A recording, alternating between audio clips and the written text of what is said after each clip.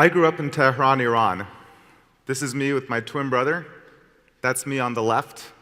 When I was 6 years old, a brutal monarchy was replaced by a brutal Islamic revolution in a totalitarian regime.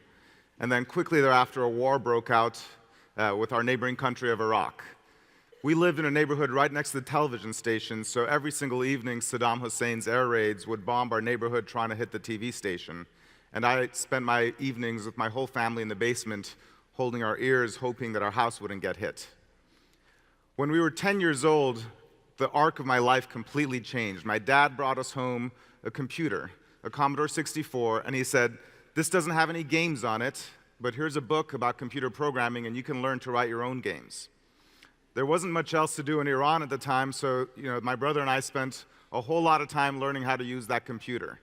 And by the time our family immigrated to the United States, I was good enough to pay my own way through college as a computer programmer, and then I had a great job coming right out of college, and then a fantastic career in the tech industry.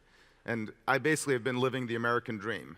The American dream is no longer about going out west and building a log cabin, and it's much more of a worldwide ideal. America is the land of opportunity, and the American dream is a worldwide ideal about opportunity.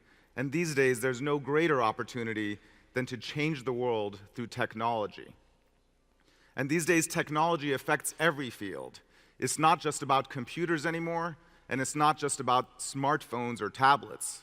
Technology is about medicine, about energy, about space research, about entertainment, about transportation, or even far out things like contact lenses you put in your eyes that have computers in them. At this day and age, I look back to my own life and then fast forward 30 years. 30 years later, let's look at a young kid named Armand. He's in Washington Heights, just north of Harlem, going to school at a school that does not teach computer science. This is Rahel, just a few miles from here in South Seattle. Her entire neighborhood, none of the schools teach computer science. And it makes you think, what will the careers look like for a student graduating in 2030? A kid entering kindergarten today will be graduating from college in 16 years. I used to say that, you should learn about this stuff unless you want to be getting a job flipping a burger or driving a truck. But in that time frame, robots will be flipping burgers. There's already research into trucks that drive themselves. What does school look like for kids that are going to be graduating in that time frame? School has evolved as technology progresses to teach in different ways. And we need to figure out how that change needs to happen now as well. When I went to school, every student would learn how to dissect a frog. Every student would learn how electricity works. Every student would learn how to prove a basic theorem. And this isn't because we want to become biologists or electricians or mathematicians. Not every kid goes into those careers. It's to learn how the world around us works. And in today's days and age, it's just as important for a kid to learn what is an algorithm or how does the internet work. Computers are changing everything, yet most schools don't teach computer science. Now, I work for an organization called code.org, and so of course, you may think I'm here to say our kids should be learning to code, right? But I'm actually here to say that our kids should be learning computer science, which is a much broader field about learning how technology works, learning how software is changing our world, and how to participate in that world. Now, of course, computer science education is on the rise because technology is growing, right? That also is not true. Computer science education is on the recovery after a 10-year decline. Here's a chart of computer science graduates over the last 10 or 15 years. You can see we're almost where we were 10 years ago, but on the lower bars, which are the women in this field, there's half as many women in this field as there were 10 years ago. This is not a good situation to be in one of the fastest growing industries in the world. Now, I'm from the tech industry, so people assume I'm here because the tech industry is desperate to hire more computer programmers. That also isn't true. Every industry is desperately trying to hire computer programmers. And this is not just in this state or in California, it's in every state of this country and in every country in the world. Now, computer science, of course, is about technology. But the reason we should be teaching it to our students is because actually computer science is broader than that. It's about logic, problem solving, and creativity. This is a picture of the first computer made in 1943.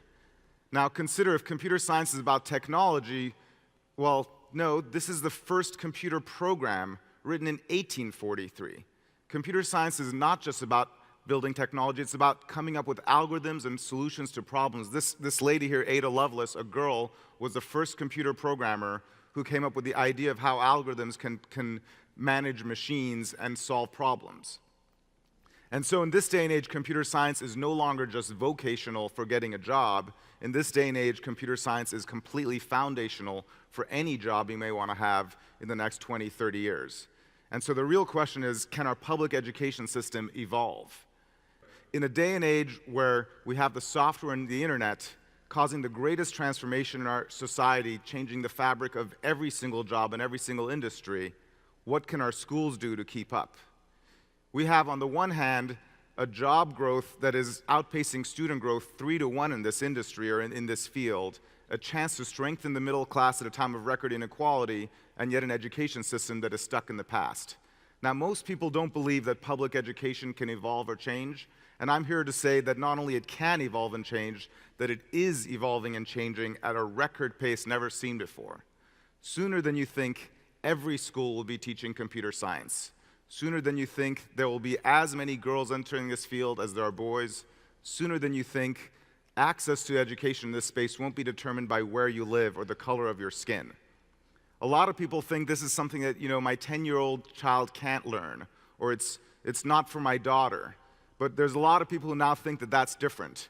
And that's because of a movement that started about a year ago called the Hour of Code. The Hour of Code was an idea and a grassroots movement that was fueled by over 200 partners. It started with a speech by the President of the United States on the homepage of Google and in every single Apple store and Microsoft in the country. But most importantly, it was fueled by 50,000 teachers who believed that their classroom and their students should have access to this new field. 11 months later, 48 million students have tried 1 hour of computer science. And these are girls, boys of all ages, from 6 years old to 80 years old, in every single country of the world, but most of them are in middle school and high school. This thing started with a bang. In 1 week, we had more girls try computer science in school than in the entire history of the field. And now people ask me, well, what can you learn in 1 hour? In 1 hour, you're not going to become a software engineer. You're not going to build an app that becomes, a multi-million-dollar success. But in 1 hour, you learn that computers are fun. You learn that you can write code to manage an Angry Bird or Elsa even. And the code that you write isn't about typing parentheses or semicolons. It's about dragging and dropping basic commands to make things happen and to make cool art. And while you're making cool art, you also learn about mathematical concepts like the angles. Most than anything else, you learn that computer science is easier than you think, it's more fun than you think, and that your 8-year-old daughter can do it. And so then there's a question of what happens after the Hour of Code, because 1 hour doesn't teach that much. The Hour of Code really is a seed that is planted in classrooms and in schools. I want to go back to the students I showed you earlier. This is Rahel. Her school now has a computer science class, and an entire school district in the Highline School District is rolling out computer science classes in an intro class in high school. This is Armand. His teacher tried the Hour of Code, and she was so inspired by the children's reaction that she picked up an online course, and now every single student in 3rd grade, 4th grade, and 5th grade in her school is learning computer science. In just 11 months, 50,000 new classrooms now teach computer science, reaching 2.5 million students as a full course, 40% of which are girls. This is a huge, huge transformation. Thank you.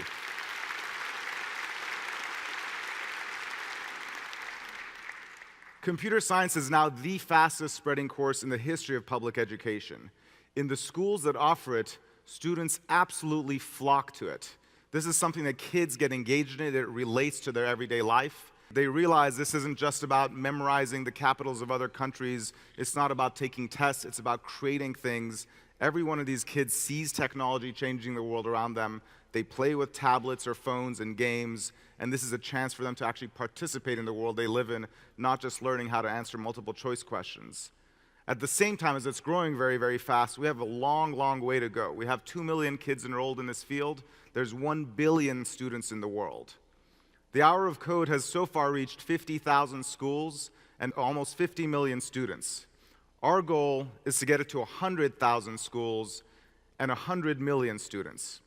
We're 2 weeks away from Computer Science Education Week and the 1-year anniversary of the Hour of Code, And we have about 50,000 classrooms signed up to do this exercise again, to plant the seed that's going to bring computer science courses to their neighborhoods, to their schools. Please help me in growing this movement.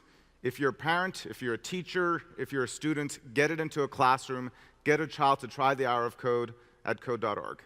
Thank you very much.